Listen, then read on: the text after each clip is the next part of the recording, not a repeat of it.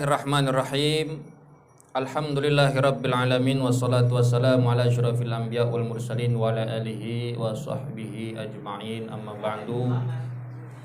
Qala al muallifu rahimahullahu taala wa adama nafa bihi wa bi ulumihi fid dharain.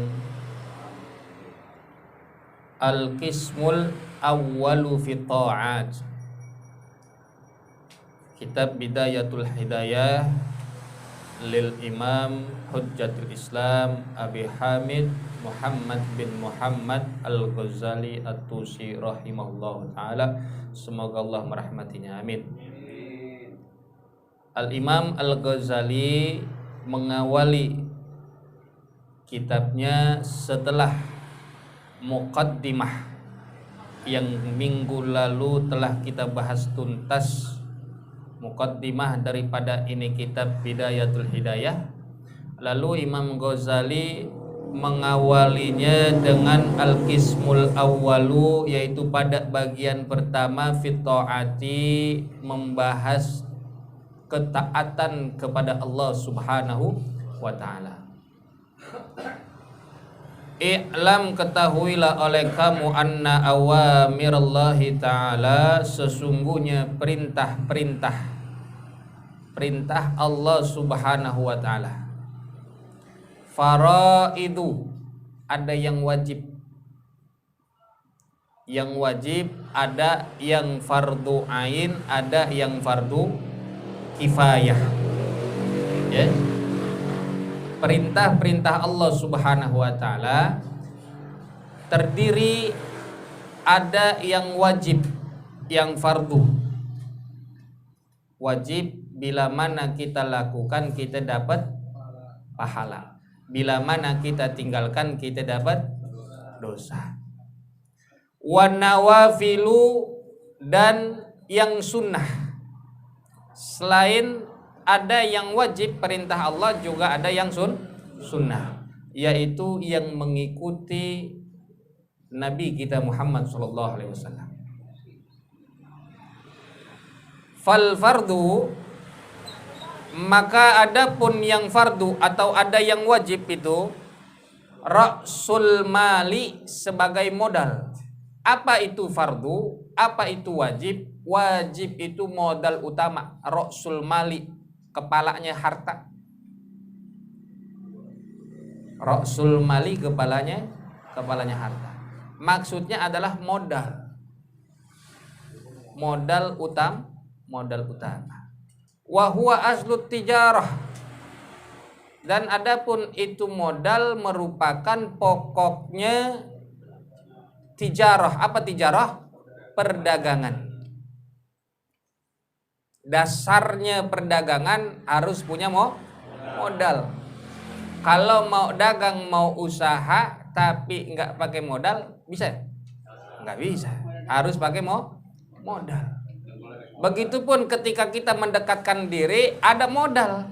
Mendekatkan diri kita kepada Allah, ibadahnya kita kepada Allah, ada modalnya tuh. Yang wajib itu merupakan modal utama. Wabihi, dengan itu modal, tahsulun najatu, akan menghasilkan keselamatan, akan menghasilkan keberhasilan. Ingat, yang namanya wajib itu merupakan modal. Kenapa? Karena itu akan mendatangkan keselamatan, mendatangkan keberhasilan kita. Wa naflu, dan adapun yang sunnah, huwa ribhu, adalah keuntungan. Wa bihil fauzu fid darajati, dan dengan itu keuntungan kita akan memperoleh keberhasilan fid darajati, di dalam derajat. Jadi yang namanya perintah Allah Subhanahu wa ta'ala terbagi dua, ada yang wajib, ada yang sunnah. Kita melaksanakan yang wajib itu merupakan modal kita mendekatkan diri kepada Allah Subhanahu wa ta'ala. Maka penting kita punya modal. Pentingnya kita melaksanakan kewajiban, mendahulukan kewajiban, baru sunnah. Apa tujuannya melakukan yang sunnah? Untuk memperoleh keuntungan. Kalau orang berdagang, hukum perniagaan nih, perdagangan, Kita punya modal setahun nggak dapat untung, pas-pasan, balik modal doang, tapi kagak dapat untung. Enak gak tuh? Kagak. Berarti kita harus melaksanakan sunnah. Selain kewajiban, kita harus melakukan sunnah. Karena sunnah ini yang menentukan derajatnya. Derajat siapa? Orang masuk surga itu ada derajatnya. Begini, kalau orang mau bebas dari api neraka, orang pengen masuk surga, berarti laksanakan yang wajib. Itu udah cukup. Orang hanya melaksanakan yang wajib tentu akan masuk surga. Karena itu perintah dari Allah. Kita laksanakan perintah Allah, kita jalankan kewajiban kita sebagai hamba, maka Allah akan tempatkan kita di surga. Allah akan jauhkan kita, hindarkan kita dari siksa api neraka. Tetapi di surga ada tingkatannya, ada derajatnya orang masuk surga. Ada yang ekonomi, ada yang eksekutif, ada yang VIP, ada yang VVIP, ada yang lebih daripada VVIP. Itu tingkatan, itu derajat. Maka sunnah inilah yang menentukan derajat kita di sorga. Paham? Jadi kemungkinan kita melaksanakan kewajiban itu akan menentukan kita masuk sorga. Dengan kita melakukan yang sunnah, yaitu yang mengikuti ajaran Nabi Muhammad SAW, maka itulah yang akan menentukan derajat kita di sorga. Maka tingkatan kita ketaatan kepada Allah Subhanahu wa Ta'ala, lakukan yang kecil, baru kita akan terbiasa melakukan yang besar. Jangan hanya kita melakukan yang wajib, tapi meninggalkan yang sunnah. Ada orang yang meninggalkan sunnah, dia hanya melakukan yang wajib. Wajib dia kerjain, sunnah dia tinggalkan, sunnah dia remehkan, sunnah dia kecilkan. Dia nggak anggap tuh yang sunnah, dia hanya melaksanakan yang wajib. Dia masuk surga nggak? Masuk, tapi derajatnya beda-beda karena dia tidak melaksanakan yang sunnah. Yang bahaya ada orang yang dia mentingin yang sunnah, yang wajib dia tinggal. Buat apa itu? Contoh, dia pergi berziarah ke makam wali, tapi sholat fardunya ditinggalin. Ada untungnya tuh? Enggak. Mana ada orang dagang ngarepin untung tapi kagak pakai modal. Orang dagang pengen hanya untung tapi tidak punya modal. Dari mana? Kita punya dagangan, modal kita keluarin. Yang kita harapin apa? Untung. Betul nggak? Betul. Maka orang yang dia ingin mendapatkan derajat keselamatan, keberhasilan di sorga, dia laksanakan yang wajib, jalankan yang sunnah. Dan kesemuanya itu harus juga dengan adab. Laksanakan yang wajib, jalankan yang sunnah, dipenuhi dengan adab. Apa adabnya kita? Al-haya, malu kita kepada Allah Subhanahu wa Ta'ala. Jadi laksanakan yang wajib dengan rasa malu. Malunya gimana? Bang Adi dikasih duit sama Pak RT 1 juta. Ya. Umpamanya ya, Bang Adi dikasih duit 1 juta sama Pak RT. Ya kan? Nah, mau kagak mau nih, karena Pak RT udah ngasih duit 1 juta, di saat ada Pak RT, Bang Adi berdiri. Ada rasa segan, ada malu. Karena apa? Karena udah baik apa kita? Betul gak? Ada sedikit apapun kita punya acara atau bagaimana, kalau kagak ngabarin enak gak? Kagak, karena ada orang udah Orang udah baik sama kita. Itu manusia. Bagaimana Allah yang kita sehari-harinya diliputi dengan kebaikan yang Allah berikan kepada kita. Dari mulai kita bernapas, meleknya mata kita, itu semua anugerah karunia dari Allah Subhanahu wa taala. Nikmat yang enggak bisa kita balas dengan apapun. Ada orang melek aja nggak enak, kudu ngedip. Itu juga nikmat dari Allah Subhanahu wa taala. Napas, oksigen yang kita hirup, itu semua nikmat dari Allah. Coba kalau kita beli oksigen per tabung, udah berapa tuh? Hitung semuanya, per hari kita ngirup oksigen berapa? Itu semua nikmat dari Allah. Maka kita harus malu. Maka kedepankan adab, jalankan yang sunnah, laksanakan yang wajib. Jangan cuma ngedepanin sunnah, yang wajib ditinggalin. Atau kebalikannya, wajib aja dikerjain, yang sunnah dianggap remeh, dikecilin. Jangan. Semua itu kita bisa terbiasa ibadah karena yang kecil dulu, baru yang besar, baru yang banyak. Jangan ketika ziarah kita ikut, giliran sholat kita tinggal. Hadir maulid, jalan dari habis maghrib, isya di perjalanan kagak sembayang. Kelar maulid jam 12, jam 1 pulang sampai rumah tidur. Isya kelewat. Dia jalanin yang sunnah tapi yang wajib ditinggalin. Sama aja kayak orang dagang pengen untung tapi gak punya modal. Maka harus punya modal dan juga mengharapkan keuntungan. Jalankan yang wajib, laksanakan yang wajib, jalankan yang sunnah.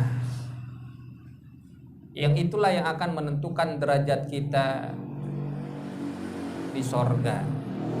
Keuntungan kan ada tingkatannya, keuntungan juga. Keuntungan dari kita dagang ada juga tingkatannya. Ada derajatnya. Tahun ini modal sekian, untungnya 10%. Tahun ini modalnya sekian, untungnya 20%. Itu makin lama makin untung. Dari mana? Dari sunnah-sunnah yang sedikit kita kerjakan, pelan-pelan, dikit-dikit ke yang sunnah kita lakuin. Ikutin ajaran Nabi Muhammad SAW. Dari minum kita kagak berdiri. Kalau mau minum kita itu sunnahnya Nabi. Kalau yang sunnah aja, minum doang, biarin berdiri. Jangan diremehin yang kecil. Kalau yang kecil aja kita remehin, bagaimana kita ngelakuin yang gede? Kalau yang sunnah aja kita kecilin, bagaimana kita melaksanakan yang wajib? Bakalan males. Bakalan dianggap biasa. Kita tinggalin biasa aja. Maka kalau mau mancing kita ibadah, dari yang kecil dulu. Yang kecil kita kerjain. Jangan yang kecil kita biasain. Karena itu penting. Perintah-perintah Allah Subhanahu wa taala ada yang wajib, ada yang sunnah. Yang wajib merupakan modal, yang sunnah merupakan untung. Beres dah. Perdagangan kita jadi sukses. Kita akan peroleh keberhasilan, kita akan peroleh keselamatan, untung besar. Nah, Imam Ghazali menjelaskan ini kepada kita. Bahkan dituliskan di sini qala sallallahu alaihi wasallam. Nabi Muhammad SAW bersabda, ini hadis qudsi. Yaqulullahu ta'ala, yaqulullahu tabaraka wa ta'ala, Allah Subhanahu wa taala berfirman. Hadis qudsi itu beda dengan Al-Qur'an. Kalau hadis qudsi itu memang kalamullah. Hadis qudsi itu firman Allah, tapi redaksinya, lafalnya dari Nabi Muhammad SAW. Itu hadis qudsi.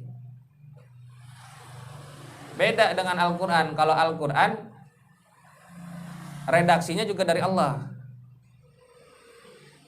Kemudian Al-Quran ada ayatnya, dan dari kumpulan ayat jadi surat. Tapi kalau di hadis qudsi nggak ada ayat, nggak ada surat. Kalau Al-Quran masih boleh dibaca buat sholat kita, buat sebagai wiridan. Tapi kalau hadis qudsi nggak bisa buat wiridan. Itu perbedaannya. Kalau hadis qudsi itu memang kalamullah, firmannya Allah, tapi redaksinya dari Nabi Muhammad, lafalnya dari Nabi Muhammad SAW. Apa di dalam hadis qudsi ini?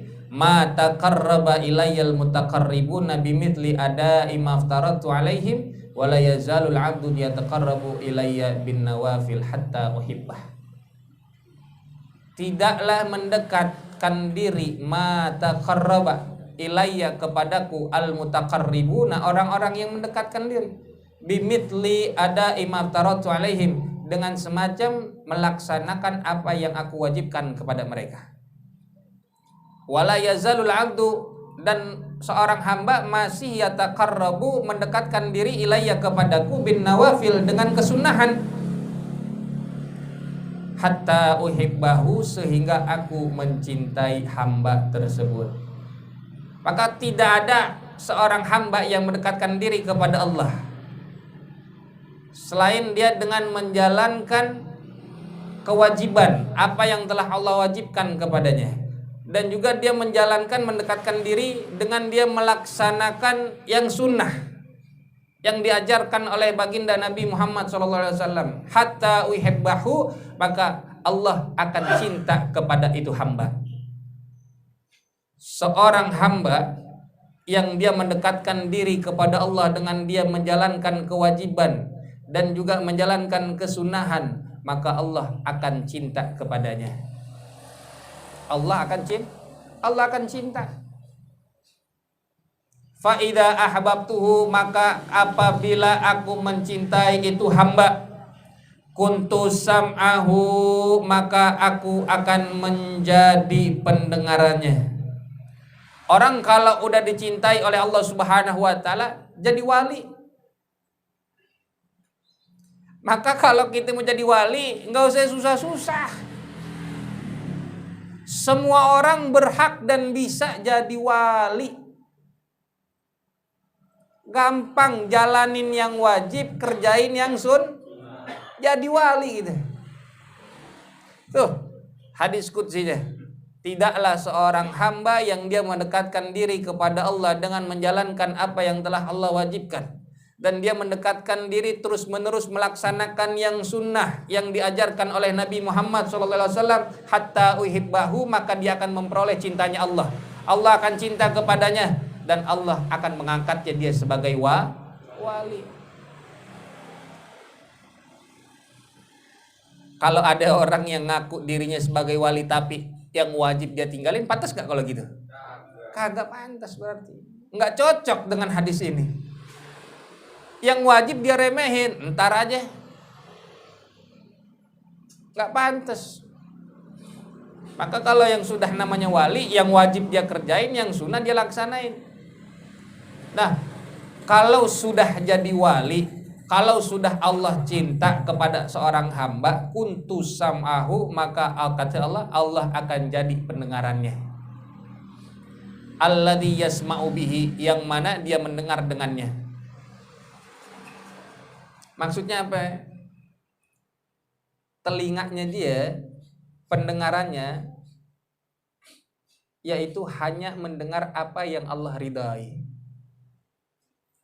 Allah bakal jauhin orang yang Allah cintai untuk mendengar apa-apa yang Allah tidak ridai, yang bikin Allah murka. Ini dijauhin nih pendengarannya, dengan caranya Allah, bukan cara kita. Kalau Allah udah cinta kepada hamba, maka hamba tersebut tidak akan mendengar kecuali sesuatu yang itu diridhoi oleh Allah Subhanahu wa taala. Paham? Paham nggak? Dia nggak bakal ngedengar orang lagi ngomongin orang lain. Dia nggak bakal ngedengar omongan yang kotor, yang buruk perkataannya. Dia nggak bakal dengar sesuatu apapun yang tidak diridhai oleh Allah Subhanahu wa taala. Wa basarahu alladhi yubsiru bihi, dan penglihatannya yang mana dia melihat dengannya. Allah bakal jadi penglihatannya. Artinya apa yang dia lihat semata-mata itulah yang diridhai oleh Allah Subhanahu wa taala. Dia nggak bakal lihat sesuatu apapun yang tidak Allah redha. Dia jauhin mata, Allah bakal jauhin dia dari penglihatan-penglihatan yang buruk. Matanya dia bakal memandang hal-hal yang halal. Allah jauhin matanya dari pandangan-pandangan yang haram.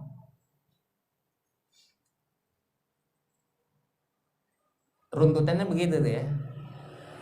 Jadi kalau orang pengen benar hidupnya, baik, bahagia, untung, selamat dunia wal akhirat, dia jalanin yang wajib, dia kerjain yang sunnah. Ntar urusan yang lain Allah yang atur. Sampai pendengarannya Allah jauhin daripada sesuatu yang bisa Allah murka, dan penglihatannya bakal dijauhin dari sesuatu yang bisa bikin Allah murka. Dari yang haram dia nggak bakal ngedengar yang haram, dia nggak bakal ngelihat yang haram. Itu Allah yang ngatur. Kalau Allah udah cinta, dijaga bener-bener itu hambanya. Biar kata dia tinggal lewat di tempat yang haram, apa namanya, yang banyak maksiat di tempat itu, tapi kalau itu kekasih Allah, Allah jaga, nggak bakal dia tercolek, tersentuh daripada apa-apa yang maksiat ada di situ. Tuh. Karena apa? Karena sejatinya dia melaksanakan apa yang wajib dan apa yang sunnah. Walisanahu, dan lisannya dia nggak bakal bicara alladzi yantiqu bihi, yang mana dia berbicara hanya apa saja yang Allah ridhai. Ucapannya langsung apa yang Allah pengen, apa yang Allah ridhai keluar dari lisannya. Makanya kalau wali-wali Allah dia ngomong apa aja jadi. Dia ngomong apa aja berkah. Kenapa? Karena lisannya Allah yang ngatur, penglihatannya Allah yang ngatur, pendengarannya Allah yang ngatur. Kita kalau dilihat sama wali adem banget. Kita diperhatiin, dipandang oleh wali Allah, oleh kekasih Allah, maka adem, turun rahmat ke kita. Kita minta nih, jangankan omongannya, apa sih kalau kata kita, sembur, disembur aja, sehat. Kita datang nih, bawa orang sakit, ajak ke wali Allah, ke kekasih Allah, biar diobatin, kasih air cuman, disembur doang, minum, waras, sehat. Itu walinya Allah tuh. Jangankan omongannya yang bawa berkah, ludahnya bawa berkah.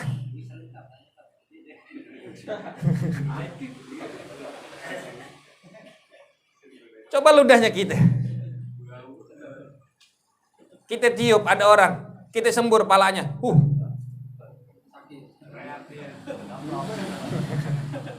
nambah sakit tuh. Bukannya sembuh malah nambah sakit. Itu walinya Allah tuh. Ada orang kesurupan, datang orang yang dia memang selalu melaksanakan kewajiban, yang sunnah dia nggak pernah tinggalin. Datang orang kesurupan, ngeliatin dia ngeliatin, main lihat-lihatan, baru diliatin udah takut. Ada nggak yang begitu? Ada. Itu walinya Allah. Kalau Allah sudah cinta kepada seorang hamba, begitu. Nah kalau kita, ada orang kesurupan. Datang kita. Apa tuh kata yang kesurupan? Apa? Lah, temen gua itu. Beda. Maka bagaimana caranya tuh biar kita dicintai oleh Allah Subhanahu wa taala? Enggak usah pusing-pusing datang ke ustadz minta wiridan biar jadi wali. Wirid ini, wirid itu, baca hizib ini, baca ini, segala macam. Jalankan yang wajib, yang sunnah, itu jadi senjata. Udah. Allah cinta, Allah reda, semua urusan kita gampang. Yang kita dengar yang baik-baik, yang kita lihat yang baik-baik. Maka kita koreksi diri kita kalau kita masih ngelihat hal-hal yang haram, berarti ada kewajiban yang kita tinggalin, ada sunnah yang kita tidak kerjain. Kenapa? Karena kalau orang sudah ngelaksanin kewajiban, jalanin yang sunnah, Allah yang ngatur, yang dia lihat itu kemauan Allah, yang Allah reda. Sampai ucapannya, omongannya, dia bilang hujan hari ini hujan. Dia bilang berkah, berkah. Ya enggak? Wa yadahu, dan tangannya allati yabtishu biha, yang mana memegang dengan apa yang Allah ridai. Jadi Allah bakal jadi tangannya, maksudnya apa yang dia pegang bakal berkah. Datang minta diobatin, pegang palanya, dipegang, baru dipegang udah sembuh.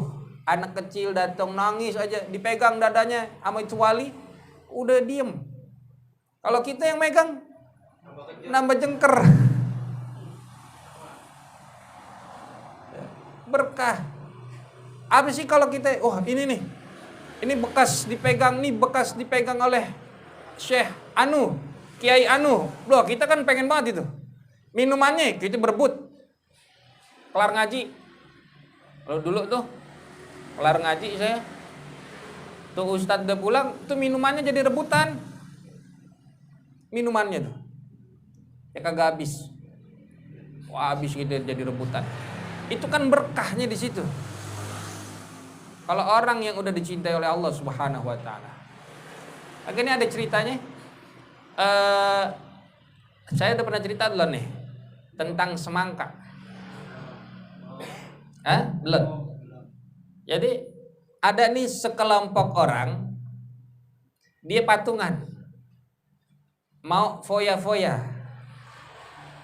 Ya udah 1.000 goceng pertama. Tuh gitu dah.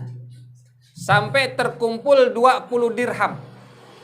Ini 20 dirham ini dia mau pakai ini malam, dia mau belanjain minuman, makanan, dia mau mabok-mabokan, dia mau maksiat sampai subuh. Nggak usah dibayangin kayak dulu kali gitu ya, jangan dibayangin. Ini sekelompok orang ini dia patungan ingin maksiat, terkumpul 20 dirham. Kan kita biasa gitu. Ini siapa yang jalan? Lu dah. Nah, yang patungan jadi kita yang jalan. Ya enggak? Jalan. Itu jalan dah ke pasar. Dia lihat di situ ada pasar buah. Di situ satu kios rame pengunjungnya. Dia penasaran. Dia datengin tuh kios. Ada apa sih rame-rame? Apa yang bikin jadi rebutan? Ternyata ada buah semangka yang jadi rebutan. Ada buah semangka yang kalau dilihat itu semangka nggak gede-gede banget. Tapi ini jadi rebutan. Ada 1 dirham aneh mau beli. Enggak, aneh yang mau beli 2 dirham. Ana yang mau beli 5 dirham. Dia penasaran, kenapa ini semangka jadi rebutan? Padahal di tempat yang lain, di toko-toko yang lain ada semangka yang lebih gede, ada semangka yang lebih besar. Tapi ini semangka yang di kios yang ini jadi rebutan, semua orang ramai di situ.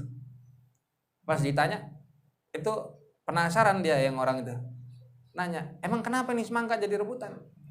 Karena ini semangka pernah dipegang oleh Bishr ibn al-Haris.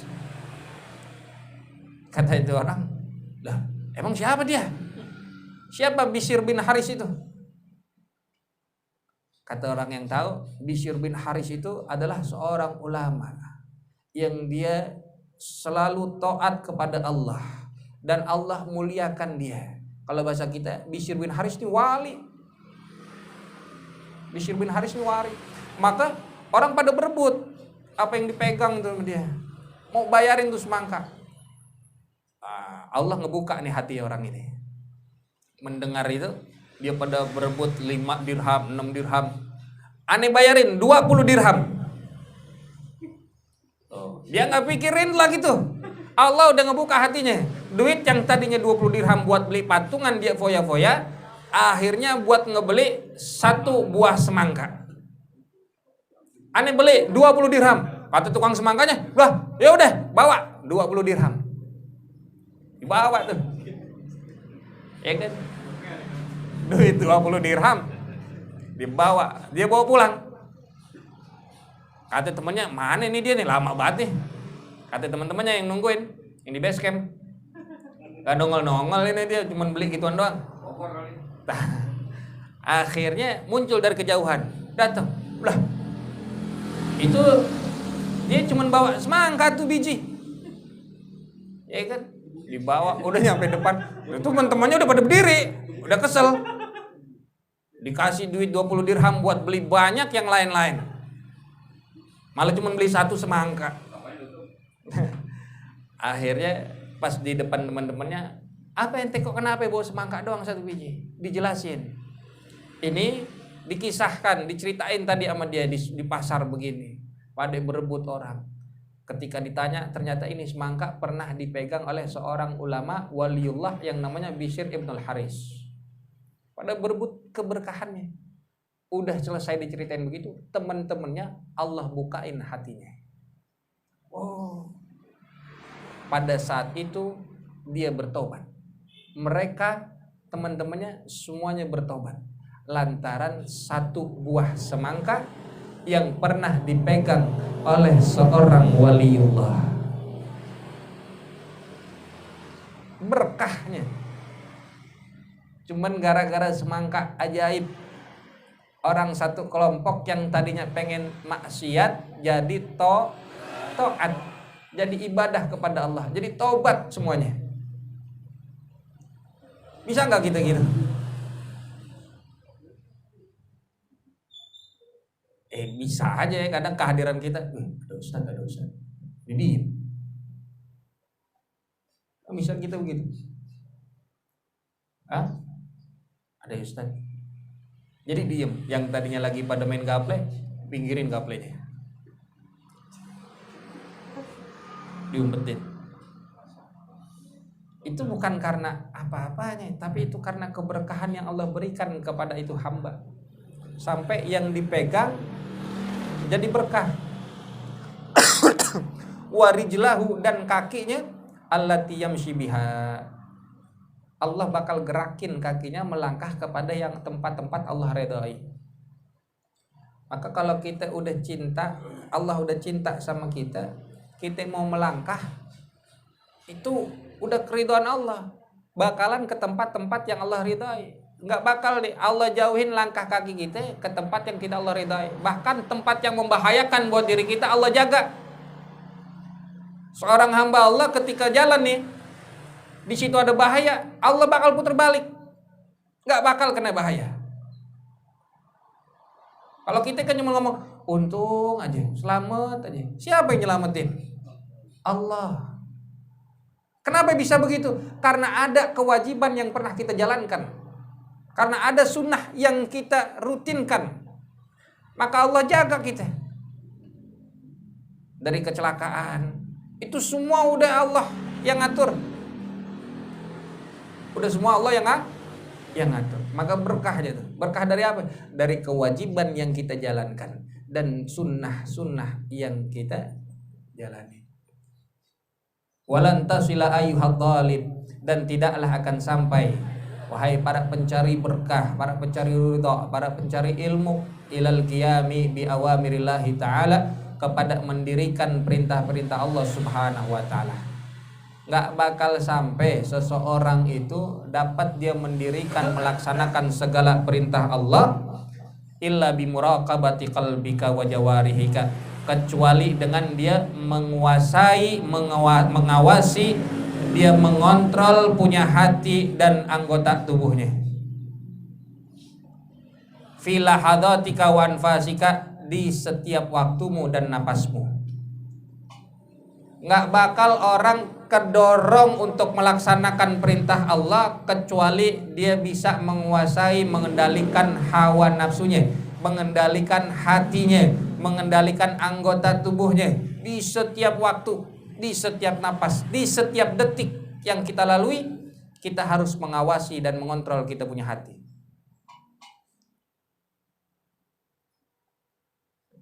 Min hina tusbihu ila hina tumsi, dari waktu pagi sampai sore, sampai selama 24 jam ini kita harus bisa mengontrol kita punya hati dan anggota tubuh kita. Maka kadang kalau munculnya kelalaian kita dalam ibadah, itu karena kita nggak bisa ngontrol punya hati. Kita nggak bisa ngawasin hati kita, kita nggak bisa ngendalin hati kita.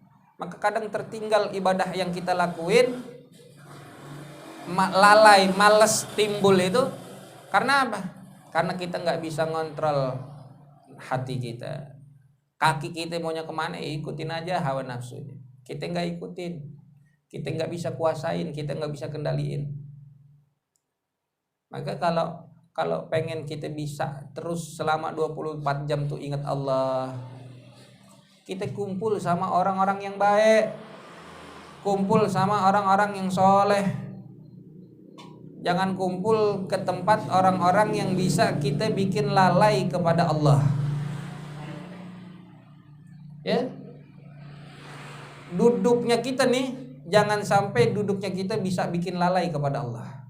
Dimanapun kita duduk, dimanapun kita bergaul, cari pergaulan yang bisa mendekatkan diri kita kepada Allah Subhanahu wa ta'ala. Kita ada 2 teman nih, yang satu ngajakin ngaji, yang satu ngajakin jalan-jalan ke puncak.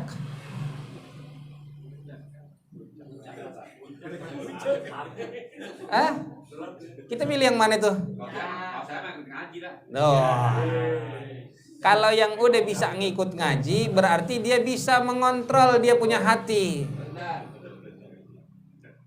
Maka cari tongkrongan, cari tempat yang bisa mendekatkan diri kita kepada Allah Subhanahu wa ta'ala. Kalau ada orang teman kita yang malah bikin kita lalai kepada Allah, tinggalin. Jangan dideketin. Kita masih awam. Kecuali kita yang bisa bikin suasana di situ. Berenang aja kita masih mbak-mbakan. Jangan sok-sokan kita mau nyelamatin orang yang tenggelam. Yang ada kita malah ikutan kelelep. Nongkrong sok-sokan mau di diskotik, mau ngapain, mau dakwah.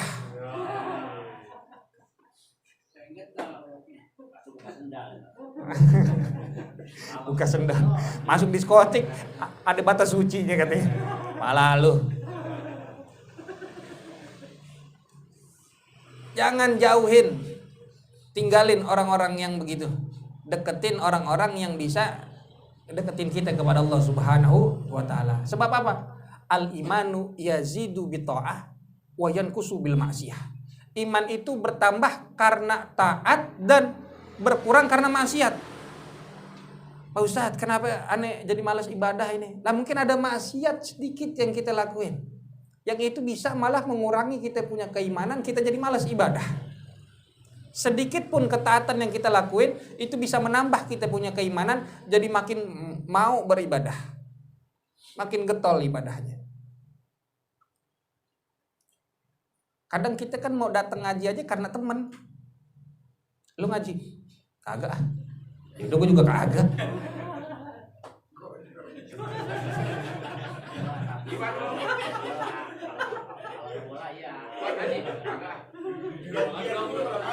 Iya kan? Lu mau terawih di mana? Sono. Udah gue ikut sono. Tuh. Lu terawih kagak? Kagak. Ya udah gue juga kagak, gue di sini aja dah. Tuh.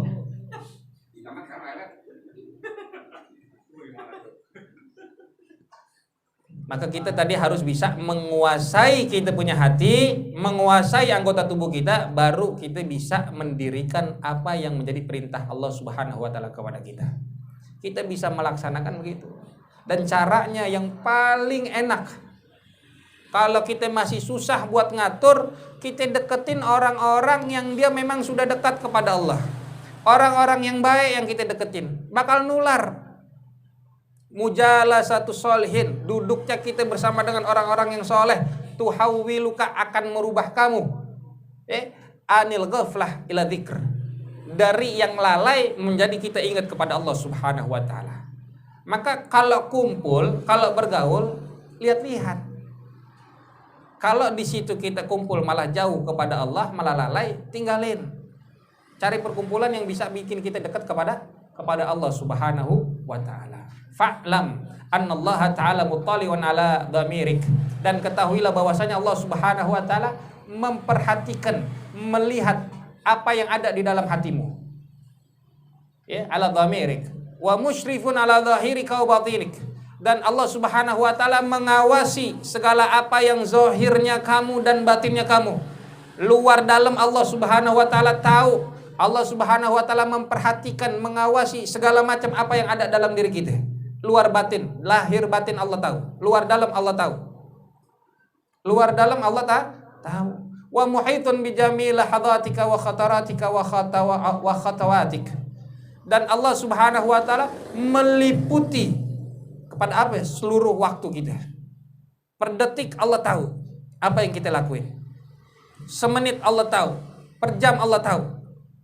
Setiap waktu kita Allah tahu apa saja yang kita lakuin, yang kita berbuat, yang kita lihat, yang kita dengar, yang kita pegang, kemana aja Allah tahu.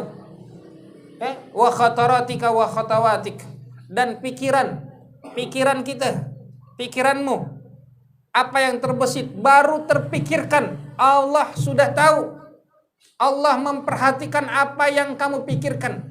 Biar belum dijalanin tapi baru dipikirin, Allah udah tahu. Wa khatawatika, dan langkah-langkahmu kemana aja, sampai ke ujung burung yang kagak ada manusianya, Allah tahu. Allah tahu. Wasairi sakanatika wa harakatik, dan setiap diamnya kita, bergeraknya kita, Allah tahu. Allah ngawasin, Allah ngontrol kita. Allah al-muhaimin, Allah ngeliatin kita dimanapun kita, kapanpun, lagi ngapain, sedang apa, Allah tahu. Apa yang kita pikirin, apa yang kita perbuat, lagi diamnya kita, lagi bergeraknya kita. Orang nggak tahu kita bergerak dikit, tapi Allah tahu. Diamnya kita, bergeraknya kita. Wa innaka fi mukhalatatika wa khalawatik, dan sesungguhnya kamu di dalam perkumpulannya kamu, bergaulnya kita, wa khalawatika, dan sendirinya kita. Nih kita lagi kumpul begini nih, Allah tahu. Allah ngelihat, dicatetin atu-atu, fulan bin fulan hadir pengajian, fulan bin fulan hadir majlis, dicatat amalannya. Yang lagi ngapain, yang lagi dengerin pengajian, dia Allah tahu. Yang kagak dengerin, Allah tahu. Yang pikirannya lagi kemana-mana, Allah tahu.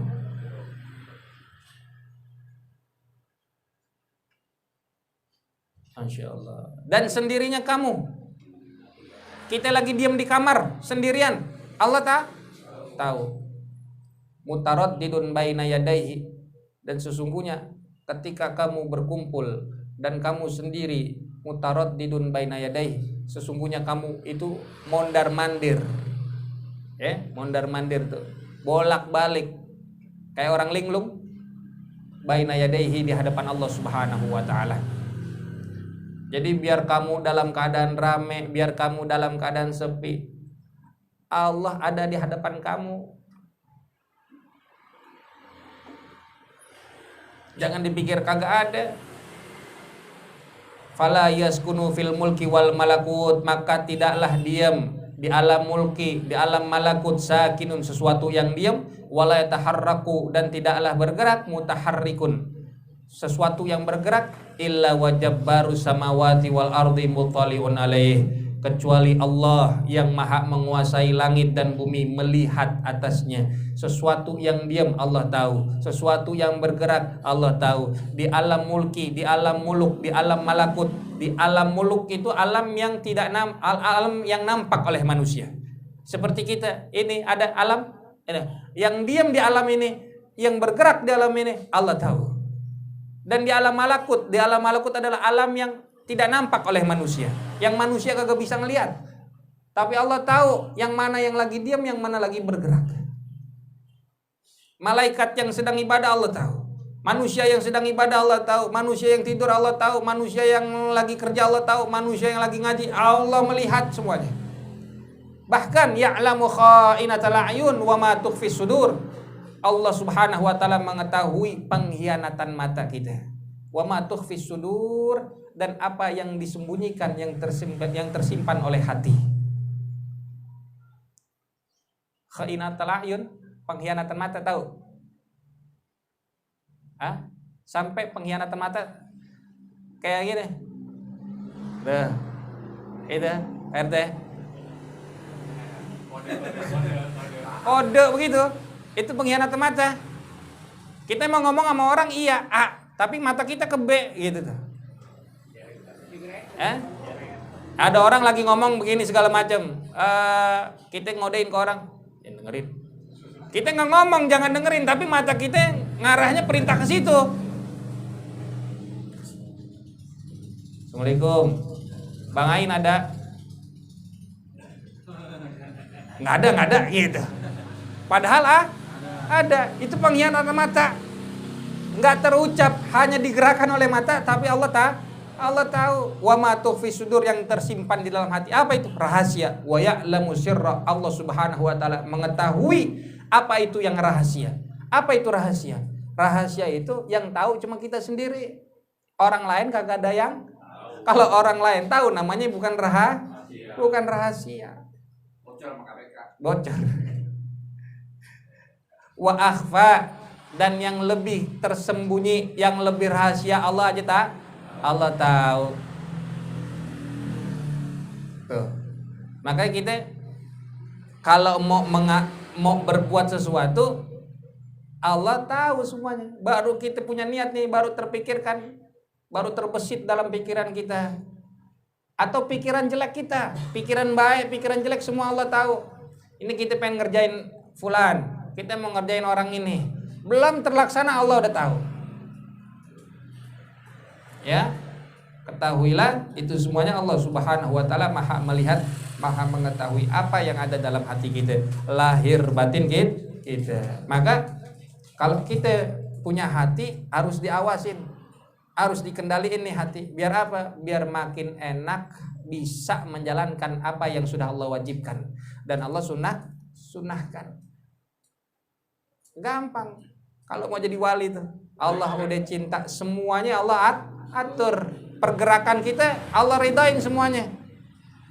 Maka jadi wali itu semua orang berhak bisa dengan dia menjalankan yang wajib dan menjalankan yang sunnah, asal dia taat kepada Allah Subhanahu wa taala. Takwanya dia kepada Allah Subhanahu wa taala. Enggak pakai berebut jadi wali. Siapapun bisa, enggak pakai berebut. Kalau kita kan mau jadi pimpinan pada berebut. Kursi aja berebut kursi. Kalau pimpinan enggak pimpinan dia pada berebut. Sampai bertiga dia punya pasangan. Ada nomor 1, ada nomor 2, nomor 3. Ada nomor 4 malah. Cuman kan yang ada sampai 3 doang sekarang. Ada nomor 1, nomor 2, nomor 3. Ini kan bertiga pada berebut nih. Kalau wali mah nggak pakai berebut. Wali nggak pakai rebutan.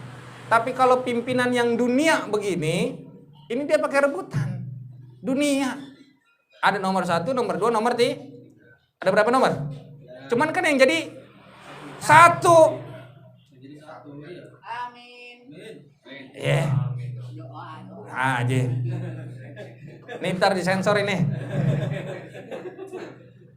Ya. Biar kita makin semangat ya untuk menjalankan kewajiban apa yang telah Allah wajibkan. Ayo sama-sama kita kerjain. Apa yang jadi yang sunnah, ayo jangan kita tinggalin, jangan kita anggap remeh.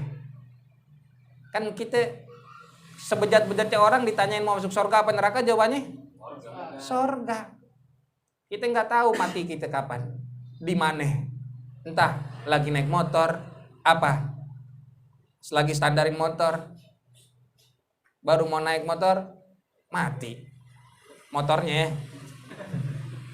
Kan kita nggak tahu, maka persiapkan diri kita. Sekali lagi, jangan kita tinggalin yang wajib, jangan kita remehin yang sunnah. Itu merupakan tingkatan ketaatan kita kepada Allah Subhanahu wa taala. Fata'addab ayyuhal miskin zahiran wa batinan, wallahu a'lam bissawab.